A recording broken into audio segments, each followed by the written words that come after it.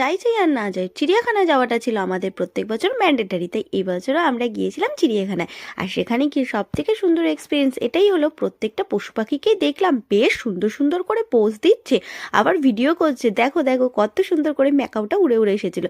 আর ম্যাকাওর সামনে দাঁড়ালে কিন্তু তোমার একটা জিনিস খুব সুন্দর অনুভূতি হবে, ওদের যে চিল্লানোটা, ওদের ডাকটা ভীষণ সুন্দর। তারপরে আমরা চলে যাই আরও পশু পাখি দেখতে। আর সেখানে গিয়ে দেখলাম হাতি কিন্তু এক পা তুলে পোজ দিচ্ছে, সাথে ওর বন্ধুকেও ডাকছে, বলছে ওট ওট, তোরও কিন্তু ভিডিও হবে, ফটো হবে। কিন্তু সে তো ঘুমিয়েই মতো ওঠে আর না। তারপর চলে আসলাম নানান রঙের বক দেখতে। আর বক দেখে আমরা চলে গেলাম সোজা বাঘ মামা দেখতে, যেখানে হয় সব থেকে বেশি ভিড়। বাঘকে দেখার জন্য মানুষের থাকে উপচে পড়া ভিড়। সেটা দেখে আমরা চলে যাই ময়ূর দেখতে।